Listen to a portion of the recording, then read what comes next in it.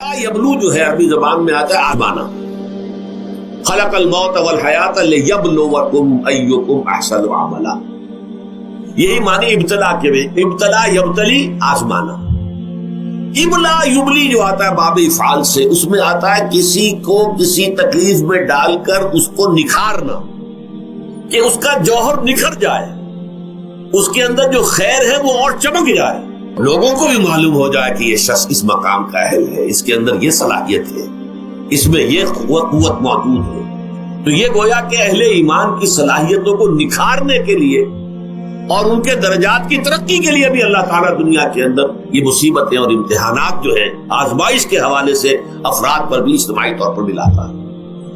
اور ایک اس کا اور بھی ہے، اہل ایمان پر اس طرح کے ابتلا و آزمائش کی ایک نوعیت اور بھی ہے، اور وہ یہ ہے کہ جو بھی آپ سے غیر ارادی طور پر یا یہ کہ آپ نے کوئی گناہ ارادی طور پر بھی کر لیا، اللہ تعالیٰ اس کی سزا اسی دنیا میں دے کر آخرت کی سزا سے محفوظ کر دے. گویا کہ اس سے بڑا خیر کیا ہوگا؟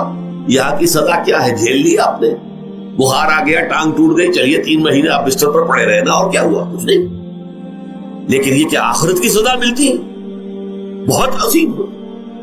لہذا کفارہ بناتا ہے اللہ تعالیٰ ان جو بھی گناہ ہو گئے ہیں، غلطیاں ہو گئی ہیں، ان کا کفارہ اللہ تعالیٰ بندہ مومن کے لیے. حضور کی ایک حدیث ہے، اس کا متن مجھے اس وقت یاد نہیں ہے، کہ مومن کا معاملہ عجیب ہے. اسے کوئی تکلیف پہنچتی ہے، صبر کرتا ہے، اس کے گناہوں کا کفارہ بن جاتا ہے، اور اگر کوئی خوبی ملتی ہے اس پر اللہ تعالیٰ کا شکر ادا کرتا ہے، اس کے درجات بلند ہو جاتے ہیں. تو یہ معاملہ جو ہے اللہ تعالیٰ کی طرف سے بندہ مومن کے حق میں خیر، کہ در حقیقت اس کے ان گناہوں کی پاداش کہ جو اس نے یہاں کر لیے ہیں، یہی دنیا میں دے کر دھو دیا جائے، پاک کر دیا جائے. جیسے آپ کو معلوم ہے دھوبی جو ہے کپڑے کو بھٹی میں چڑھاتا ہے، گرم پانی میں ڈالتا ہے، نہیں ڈالتا، تاکہ اس کا میل نکلے. اس کے آگے پٹکتا بھی ہے ذرا اس کو، تاکہ وہ میل اچھی طرح چھٹ جائے اس سے. اسی طرح اگر دنیا میں ہمارے میل چھٹ جائیں، دنیا میں اگر ہمارے گناہ دھل جائیں، تو یہ بڑے نفع کا سودا ہے، بڑے نفع کا سودا ہے، بڑے نفع کا سودا ہے. اس اعتبار سے آپ غور کیجئے کہ اگر یہ حقائق ہمارے سامنے رہے تو کیا کوئی تکلیف دنیا کی ہمیں بھاری محسوس ہو؟ ہمیں تو بتایا یہ گیا ہے کہ عسیٰ ان تکرہوا شیئا وہو خیر لکم وعسیٰ ان تحبوا شیئا وہو شر لکم واللہ یعلم وانتم لا تعلمون. ہو سکتا ہے کہ تم کسی چیز کو ناپسند کرو، ذرا آنے کہ اسی میں تمہارے لیے خیر ہے، تمہیں نہیں پتا. اور ہو سکتا ہے تم کسی چیز کو پسند کرو، ذرا آنے کہ اس میں تمہارا شر ہے، لیکن تمہیں نہیں معلوم. اللہ یعلم وانتم لا تعلمون. اللہ جانتا ہے، تم نہیں جانتے. اس حوالے سے سبردم بتو مایا خیشرا خدانی حساب کم و بیشرا. اے اللہ، اس کو کہتے ہیں تفویض.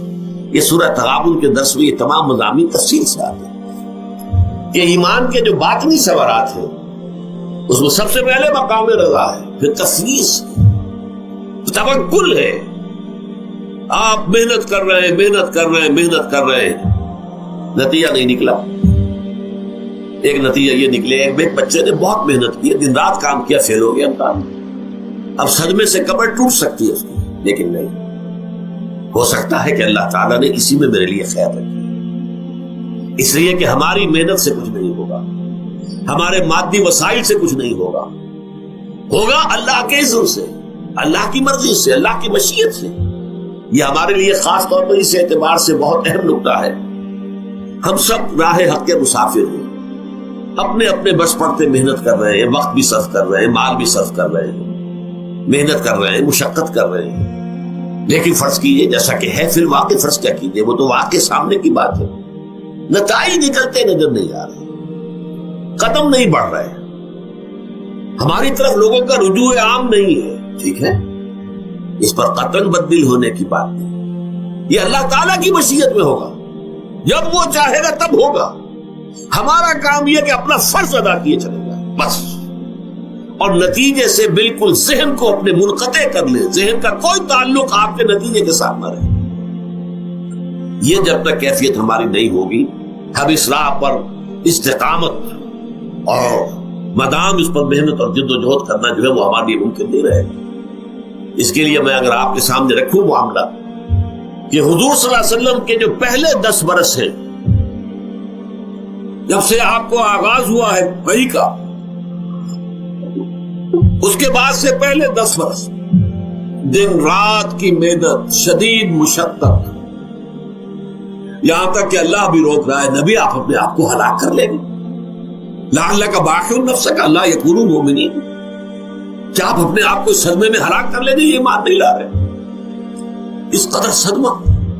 لیکن اس کے ساتھ یہ ہے، یہ نہیں ہے کہ نتیجہ نہیں نکل رہا تو کام چھوڑ کے بیٹھ جائے، نہیں، معاذ اللہ معاذ اللہ۔ نتیجہ نہ نکلے تو حضرت نوح علیہ السلام کی عمر بھی اگر حضور کی ہوتی 950 برس بھی حضور دعوت دیتے تھے، آپ کا کام تھا، آپ کا فرض تھا۔ حضرت نوح علیہ السلام بھی تو آخر اللہ کے ایک بندے تھے، اللہ کے رسول تھے، 950 برس تک دعوت دی۔ فَلَبِثَ فِيهِمْ أَلْفَ سَنَةٍ إِلَّا 50 عَامًا، یہ تو ہم مانتے ہی نا، اگر قرآن کے اندر نص قطعی صریح الفاظ نہ ہوتے کہ 950 برس تک رہے، ورنہ یہ بات سمجھ سے باہر آتا رہے۔ عام طور پر معلوم ہوتا ہے کہ اس دور میں ابھی عمر زیادہ تھی لوگ۔ بہرحال جو میں نے عرض کیا تھا کہ دکھ جس سے انسان متاثر ہوتا ہے اس کی ایک قسم وہ ہے کہ جو ہمارے ارادہ اور اختیار سے باہر، اللہ کی مشیت سے، اللہ کے اذن سے، اللہ کی مرضی سے آتا ہے، اس کے لیے ہمارا کام صرف برداشت ہے۔ جو شے بھی ہمیں برداشت کی صلاحیت عطا کر دے وہی اس کا علاج ہے۔ جیسے آپ کو معلوم ہے کہ بخار بہت تیز چڑھا ہوا ہے، اس کی دوا نہیں ہے اسپرین یا کوئی اور پیراسیٹامول، بخار کی شدت کو کم کر دے، وہ کوئی علاج نہیں ہے۔ علاج تو ہوگا اگر معلوم ہوگی کون سے جراثیم ہے، کس کی وجہ سے ہے، اس کا صحیح اینٹی بایوٹک کون سا ہے، وہ علاج ہوگا۔ یہ علاج نہیں ہے، لیکن اس کی شدت کی کمی اور اس کے اندر جو احساس ہے جھیل جانے کا، وہ انسان کے لیے آسان ہو جاتا ہے۔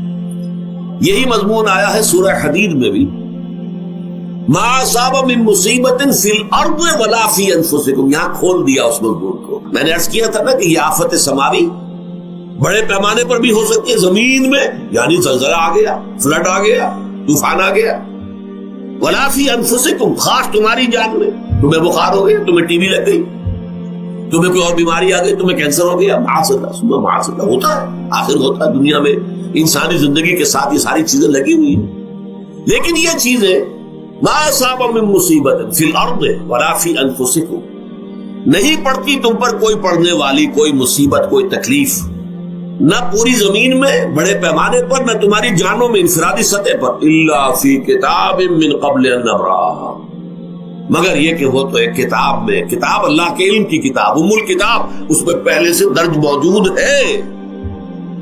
یہ الٹ اپ نہیں ہو گیا، یہ اچانک نہیں ہو گیا۔ آپ اچانک سمجھتے ہیں کہ صاحب میں تو جا رہا تھا، اچانک ٹرک نے آ کے مجھے دھکا مار دیا۔ اچانک کوئی شے یہاں نہیں ہوتی، اس کائنات میں پتہ تک نہیں ہلتا جب تک کہ اس نے رب نہ ہو۔ اچانک کا کیا سوال؟ تو در حقیقت جو ہوتا ہے وہ اللہ تعالیٰ کے علم میں پہلے سے ہے، علم میں کامل، ما کان وما یکون، جو کچھ ہوا جو کچھ ہوگا، مستقبل، ماضی، کل کا کل، آنے واحد میں اللہ کے علم میں موجود ہے۔ لہذا یہاں اچانک کچھ نہیں ہوتا، جو بھی آیا ہے اللہ کے علم سے آیا، اور یہ پہلے سے اللہ کے علم کے اندر موجود تھا، لکھا ہوا تھا، الا فی کتاب من قبل ان نبرأھا ان ذلک علی اللہ یسیر۔ یہ تمہیں تو مشکل نظر آئے گا لیکن اللہ پر بڑا آسان ہے، اللہ کا علم کامل، ما کانا ما یکون کو آگی ہے۔ لیکن لا تاسوا علی ما فاتکم، تاکہ تم افسوس نہ کیا کرو ان چیزوں پر جو تم سے چھوٹ جائیں، جاتی رہے، چھن جائیں۔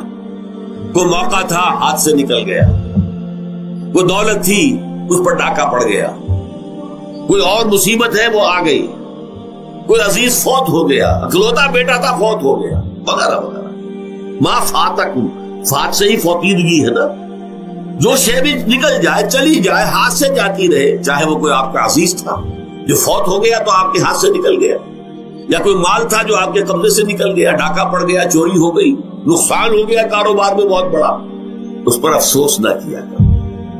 اگر افسوس کرو گے تو اس کا مطلب کیا ہوگا کہ تمہیں اللہ پر اعتماد نہیں ہے، یا تم سمجھتے ہو کہ اللہ کے سوا بھی کوئی ہے جو یہ کام کر سکتا۔ کائنات میں تو ایک ہی کی مرضی چلتی ہے، وہ ہے اللہ۔ لہذا اگرچہ وہ کسی کے ذریعے سے تکلیف آپ کو پہنچی ہے، کسی نے آپ کو پتھر مارا ہے، وہ پتھر ہو سکتا ہے آپ کو نہ لگتا، لگ گیا ہے تو اللہ کے فیصلے سے لگا ہے، اس کا باپ بھی نہیں پتھر مار سکتا آپ کو اگر اللہ کا اذن نہ ہو. لہذا آپ پتھر مارنے والے کو بھی مجرم سمجھیے، ٹھیک ہے، اس سے بھی قصاص لینے کا آپ کو حق ہے، لیکن یہ جان لیجئے کہ جو آیا ہے پتھر وہ اذن رب سے آیا. اب ظاہر بات ہے کہ اگر یہ کیفیت ہوگی تو غصہ اتنا نہیں ہوگا اس شخص پر کہ جس نے یہ کام کیا ہے، بلکہ ہو سکتا ہے آدمی مسکرا کے رہ جائے. جیسے کہ وہ میں واقعہ سناتا رہا ہوں اپنے دروس میں کہ ایک درویش ملک صاحب بھی جا رہا تھا، جو رب کرے سو ہو، جو رب کرے سو ہو، جو رب کرے سو ہو. کسی شخص نے پتھر اٹھا کر دے مارا، اس کے سر پہ لگ گیا کہ اس نے پیچھے پلٹ کر دیکھا کس نے مارا. انہوں نے مجھے کیا دیکھتے ہو، جو رب کرے سو ہو، یہ تو رب کے مارے تھے. اس نے کہا مجھے تو یہ پتھر رب کے مارے ہی لگا ہے، لیکن میں دیکھ یہ رہا تھا بیچ میں کس کا منہ کالا ہو گیا، اپنے لیے کس نے ایک گناہ کما لیا، اپنے لیے کس نے ایک مصیبت جو ہے وہ مول لے لی، وہ بیچ میں تم آ گئے ہو. پتھر اللہ کی طرف سے آیا ہے، لیکن اس کا عذاب، اس کا وبال تم پر آ جائے.